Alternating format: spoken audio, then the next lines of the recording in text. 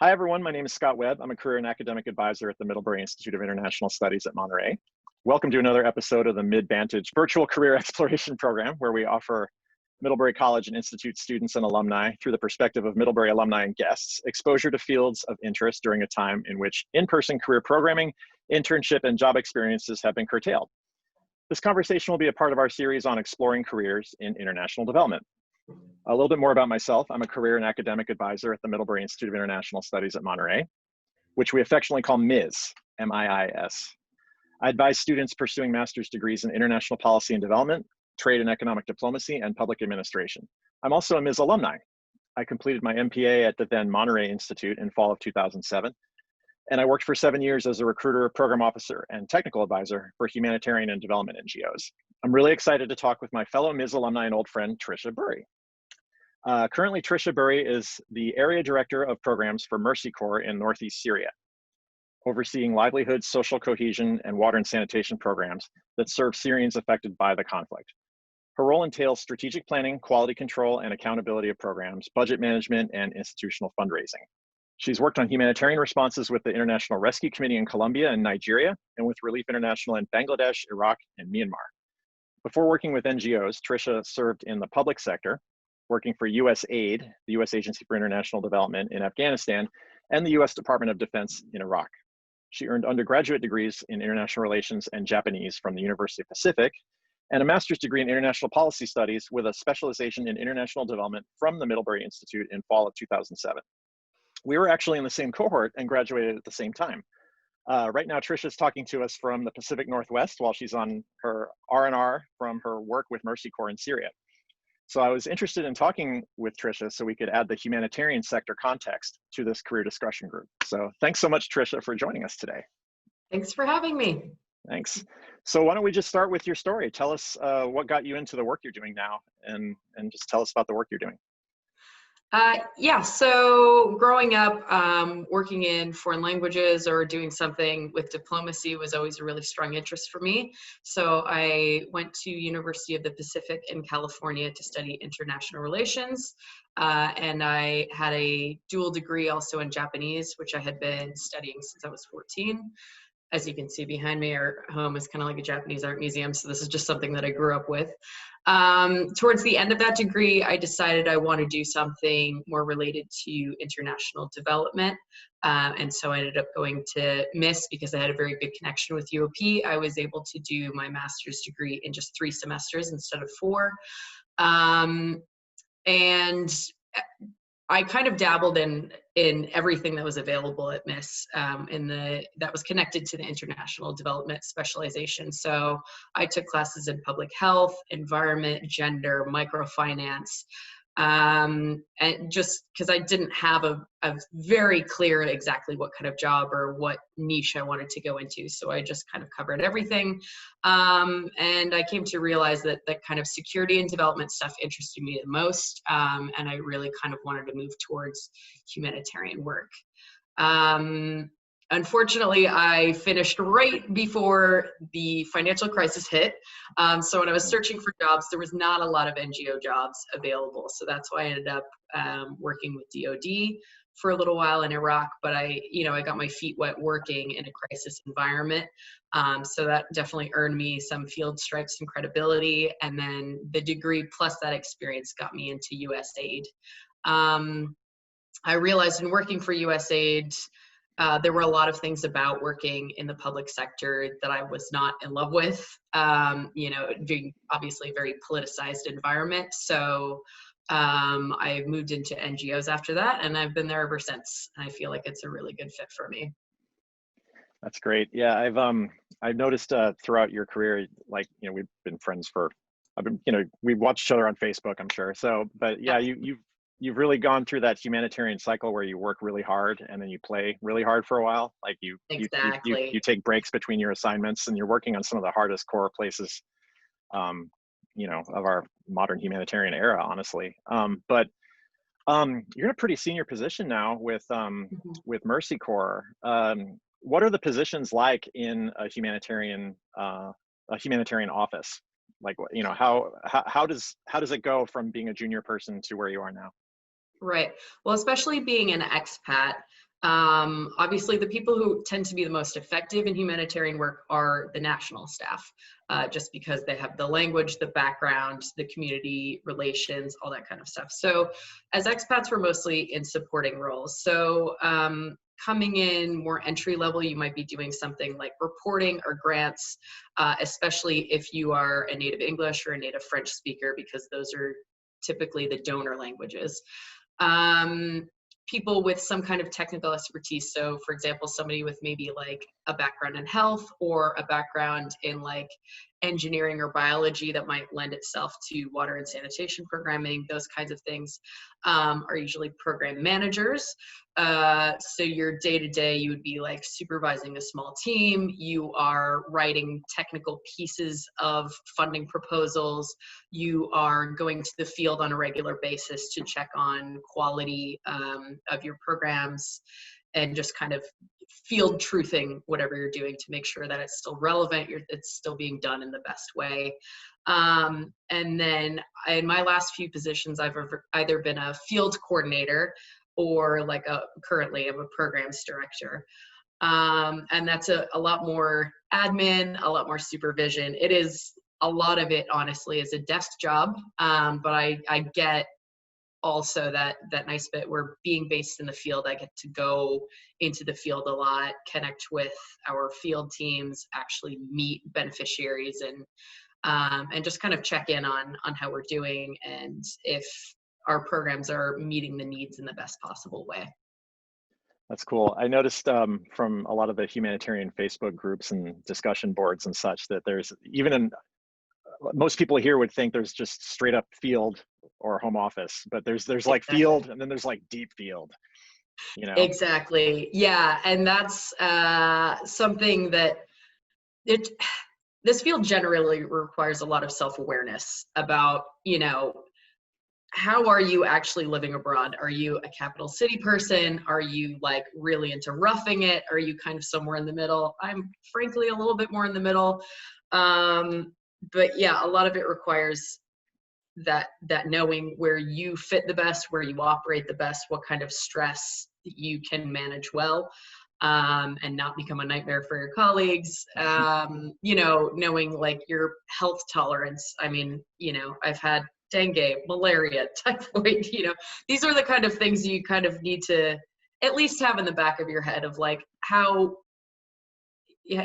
willing to get my hands dirty am I really, and be honest with yourself and kind of find the positions that fit your personality and your comfort zone. Right. Do you think there's a advantage to doing super hardcore positions earlier in career?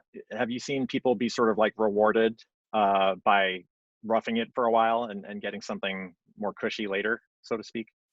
Yeah, absolutely. And I've kind of fallen into this niche where now, because I've reached a more senior level, I have a lot more eligibility for things that are like capital city based, but often those are family posts. And frankly, it's 99% desk jobs. So that really doesn't interest me as much. So now I've kind of caught myself in this trap where it's like, I need to be in the field all the time.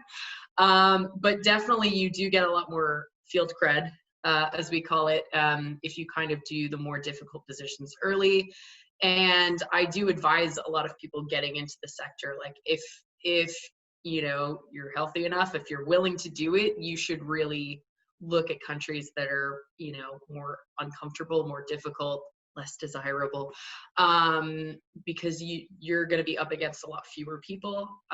Similarly, I also tell people to maybe try to avoid the really big name brand NGOs when they're first trying to get in, because they're usually so large and specialized that you're going to come in an entry level position like possibly reporting and then not really get enough diversified experience to move up or to move into a specialty that really interests you.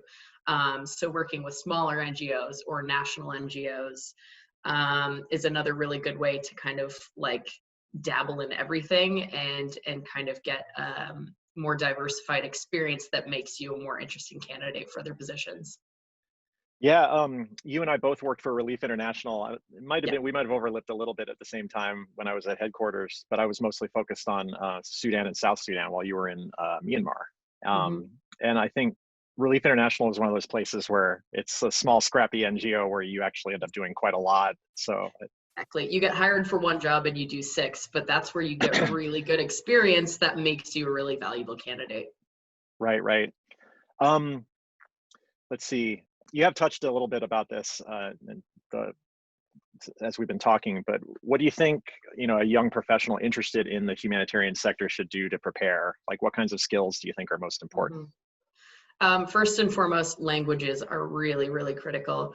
My language that I'm the most proficient in happens to be Spanish, just because I studied it for so long, which of course came in great in Colombia for the Venezuela response.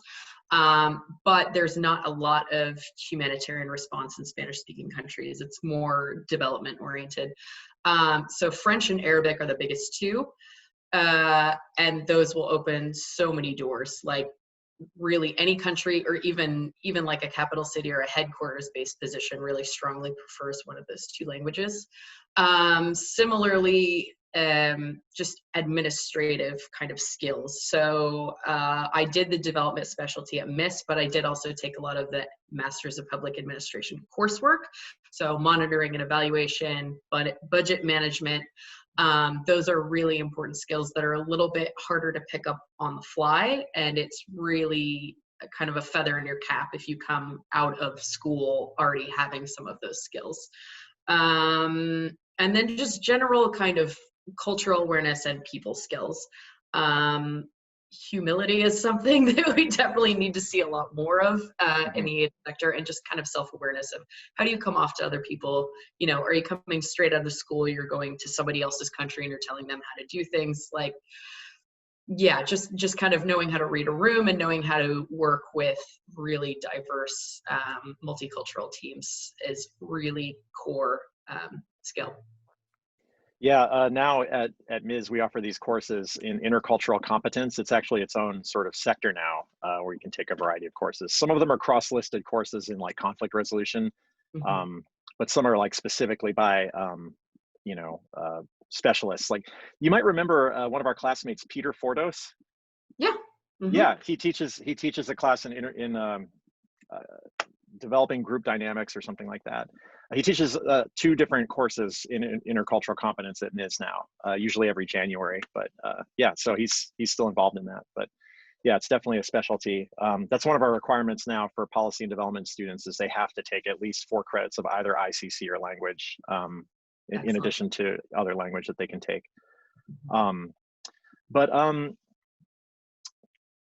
You were mentioning, you were talking before, about there's an articulation between like international development and the humanitarian sector.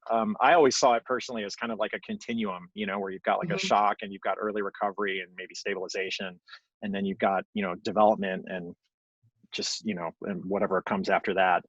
But, I think the humanitarian sector is very distinct in its approach and the kind of skills that it needs in relation to development work. But maybe could you maybe talk a little bit about what you see as the articulation between those 2 industries? Yeah, my very short version of the answer to that question is like humanitarian is a lot of the same work as development, just way faster, just completely on fast forward. Another thing is it's a lot less stable, obviously, and the prime example of that is the funding cycles. I had a supervisor a couple of jobs ago who came from the development sector and was just completely thrown off by the fact that you never stop applying for funding as a humanitarian. The idea is you're responding to ongoing crises, and then something like COVID or something like a flood in Myanmar, when you're already on a humanitarian response, just means things change on a dime. You have to be able to turn proposals around sometimes in 48 hours. So yeah, it's a lot of it is similar to development work, but just kind of on hyper speed. And like you said, it is kind of a continuum. So especially the agency I work for now, Mercy Corps, is a little bit more specialized in like resilience and development work, but we work in a lot of humanitarian contexts. So kind of the idea is you do some kind of short-term programming to serve basic needs or to respond to like a quick onset crisis, but you're also developing programs that will help kind of transition a population from just surviving a crisis to actually rebuilding their lives following a crisis. So it is a lot of continuum.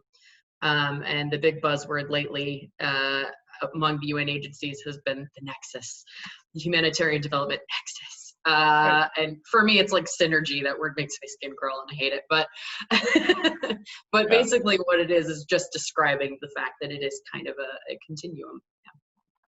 Right. So a lot of the emergencies you've worked on are really like classic complex emergencies. They're like very much man-made disasters, like they're protracted. There's a lot of political drama associated with them. Fundraising can be difficult.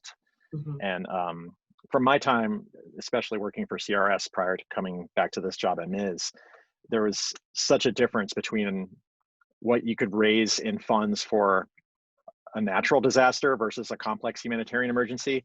Like you have these emergencies in Somalia and Darfur and places like that where, they're still just as bad off, 15 years later, 20, 30 years later.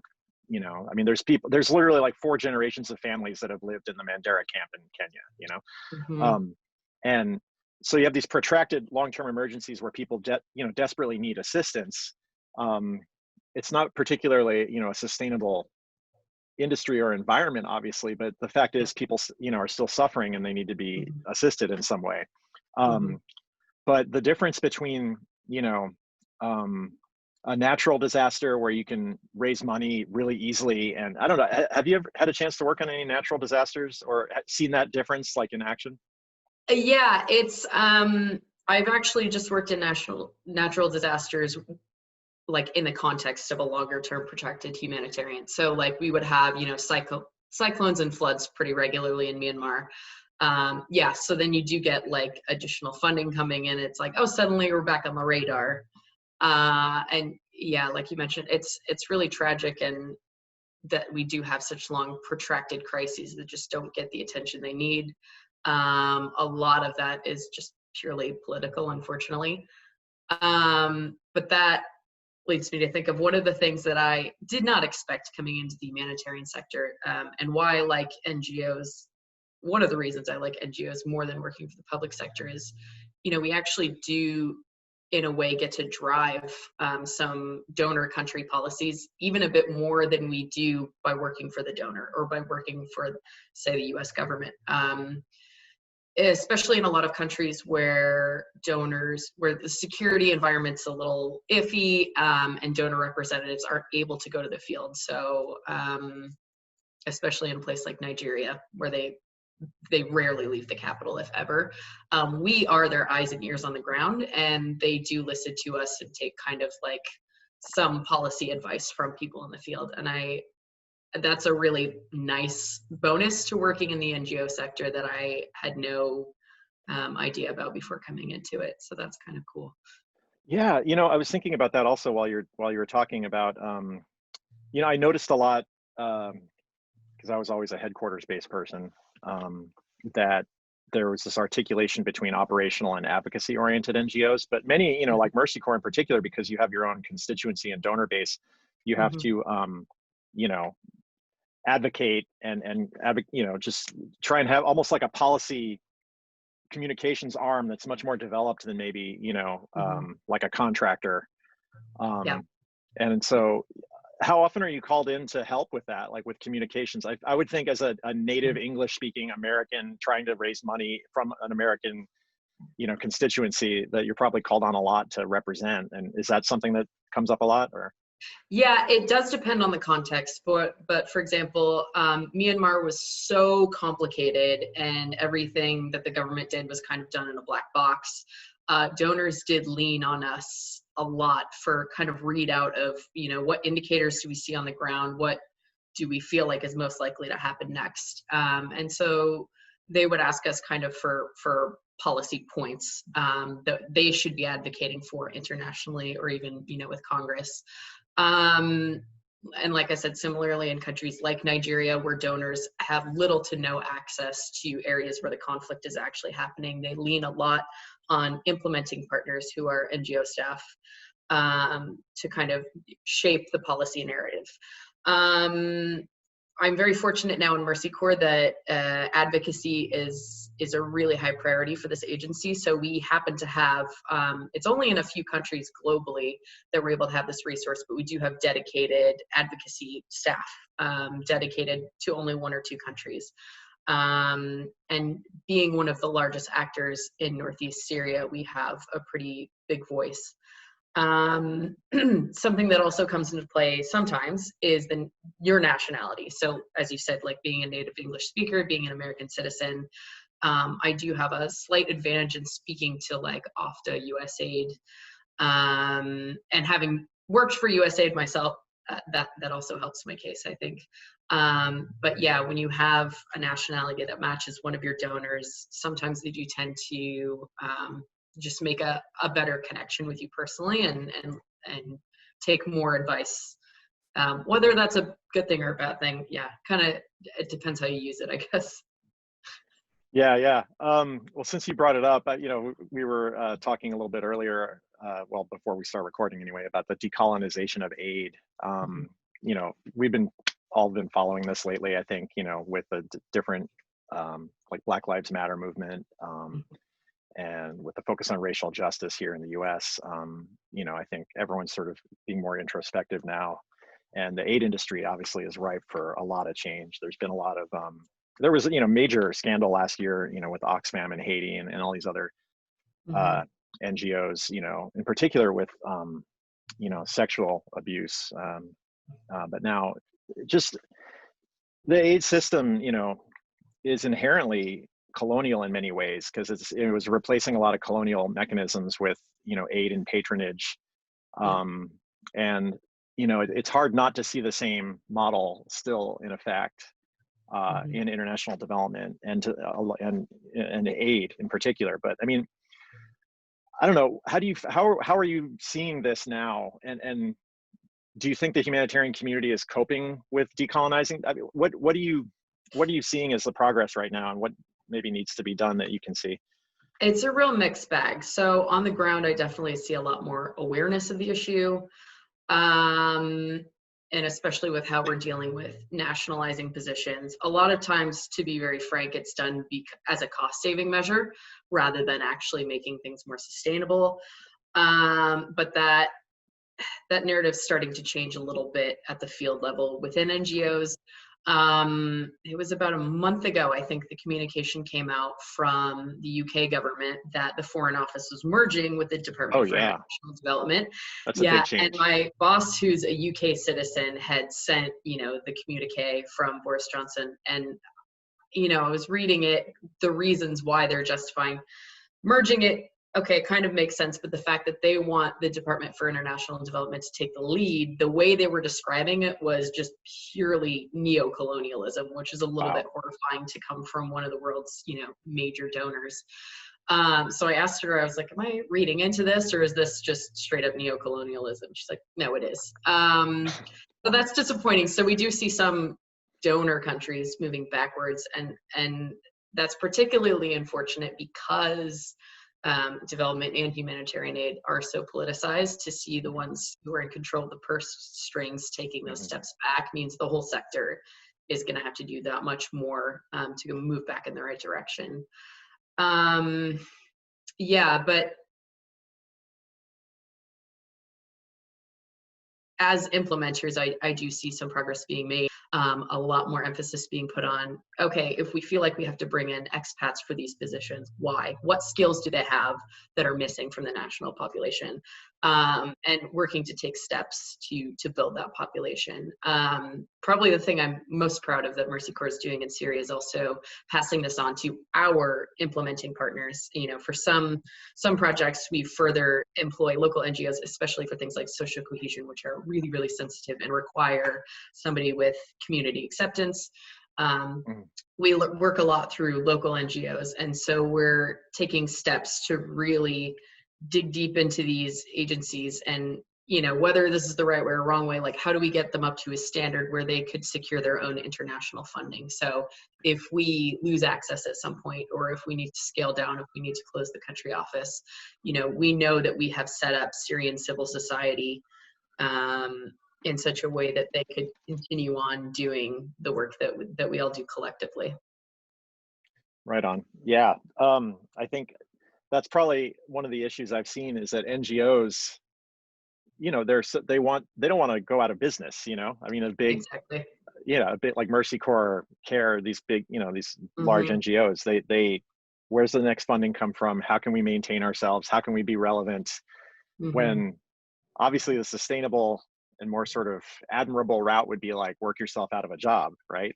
And then just Exactly. Yeah. move on to the next thing, right? But Yeah. yeah, I struggled with that as a professional too, you know, like what am I doing here, you know? And I even struggle with this now, trying to send young people out into the world, you know, like Middlebury Institute students, you know, to go and you know, it's a fine line that I just want students to be aware of, like where they're fitting, you know, in the system. You know, if you're like a young 24-year-old white woman, you know, Yeah. who's going to go out and suddenly be the expert, you know. I mean, that was Exactly. essentially your case when you went to Iraq the first time, right? I mean, Yeah, exactly. It's like you were embedded with the army, right? I was embedded with the Army. So it was really like my specialized set of skills is academia, social science research. You know, I had an interpreter. I had a teammate who is previously an Iraqi refugee to the US, who's kind of our team's cultural advisor. And this goes back to what I was saying about like being self-aware, really being humble. Like just because you were educated in a first world country, just because you're a native English or French speaker, you really need to go into it with the mentality you're not saving anybody. You are like doing very specific job in order to help other people. You are part of a team. You know, maybe you're even in a leadership position, but like you are never going to be as effective as the person who's from that country. And really people need to go into the work with that type of mentality. You might have, because you're a native English speaker, because you have reporting skills, because you have budgeting skills, you may be filling a niche that they can't fill themselves, but you really need to go in with the mentality of how can I fill this role and how can I work myself out of this job at some point? And that's how we make aid actually sustainable and more meaningful on the ground. So cool. yeah, I've had to take a lot of junior expats down many pegs of like any idea that you've come up with, 20 other people have already tried it and there's a reason we are or not doing something that way. Like yeah. So especially in Myanmar, because it was such a complex environment, we would myself and the other heads of office would kind of coach the new people coming in from other organizations to be like, we have a 2-week don't speak rule. You sit, you listen, you learn, maybe you ask questions, but you don't give advice about anything until you've really absorbed what's going on and have a handle on what really the known unknowns are versus the unknown unknowns. Yeah, the Rumsfeldian thing. Exactly. Oh my God. Yeah. I love that advice actually. Like shut up and be quiet and listen for 2 weeks. Exactly. At least. That's one of the most, you know, and it's not something that you're born with. That's something that anyone can practice. And that's, I think, one of my like main pieces of advice for anyone going into this field. Just walk in, shut up, listen, ask questions if you need to, but really absorb as much as you can before you start speaking or doling out advice to anybody. That's awesome. I have one more thing I wanted to ask actually, because, you know, like we were saying, you have worked in like some very, very intense places, you know, that are like, you know, would make most people in America wonder why you're even going there. You know, I mean, these are very dangerous, complex emergencies. Like Nigeria, you obviously, you know, you were in the north, right? You were like I was in the Northeast, yeah. Yeah, so yeah, you're like miles from Boko Haram. You know, in Syria, you are like literally right there by ISIS. You know, and I guess the Assad regime. Like you've been in some of the hardest core places ever in the last modern humanitarian era, and I'm just wondering, like, how do you cope with the stress and take care of yourself in this kind of environment? Aside from knowing yourself, I'm just kidding. Well, that is part of it. I mean, we always joke about how you get these messages from HQ. They're like, do yoga, meditate, and this just they're like, put a Band-Aid on your lifetime of trauma. I have experienced burnout and trauma. I've watched a lot of colleagues go through the same thing. So it's really important to know, like I said, where your comfort level is, like how much you're able to take, to have kind of a toolkit of coping mechanisms. I mean, for me, I have like, I think I add a new hobby at every mission. So, I've taught myself guitar, I do cross stitch, I do yoga and meditation, but those are kind of the less useful part of my toolkit. I've seen your stitching. Your stitching's legendary. Yes. But so part of it is that kind of reading your own signs and symptoms, knowing how to establish boundaries. So something I've gotten better at progressively in every job, and I become like a preacher about it in every mission, is really the work-life balance. Like, no one's impressed when you respond to an email at 3 a.m. They're annoyed, or they know that you're doing something unhealthy and you're on the road to burnout. And frankly, that just costs your whole team. So yeah, setting healthy boundaries, knowing what recharges you or what drains you, and just kind of keeping a very close eye on those things. Yeah, taking long breaks. So one of the things I really like kind of about the workforce in general in our generation is that it's really normal to take breaks between jobs, and especially in the humanitarian world, because we have such intense periods of work and stress, trauma. It's really normal, and in some circles even, appreciated when you take a few months off, travel, do whatever you want to do. So that's been really helpful for me. And honestly, that's part of why I have stayed in this sector so long, is, like you said, work hard, play hard. It's really easy for me to take a few months off and do whatever I want. Yeah. So that's kind of what's kept me motivated and kept me going. Is I know for as hard as I work, yeah, there's going to be like kind of a nice reward on the other side when I'm ready to take the time off. Yeah, that's awesome. This is great. Yeah. Do you have any other, parting advice for students that are interested in working in the humanitarian sector? Like I said, really focus on those hard skills Right. as much as you can, because that's going to give you an advantage. And if you're interested in a technical specialty, pursue that. It's not really well noted if you're an engineer, if you're a doctor, or if you're a nurse, like, you actually have a lot of opportunities in humanitarian work. So it doesn't necessarily have to be like, I studied to be a grants manager. There's a lot more. Right.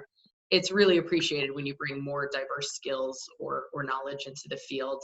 So if you have an interest that's more specific, pursue that, because that will make you a more well-rounded and more of a standout candidate. But yeah, the main thing is humility, self-awareness. These are things that you can practice. Sure. And those are the things that are actually going to serve you the best, really in any job environment, but especially this one. That's awesome. Well, yeah, thank you so much. I really appreciate your time. And, I hope, we can see you in Monterey, or maybe that will get you into Vermont someday. Hopefully. Yeah. We'll see. All right. Thank you.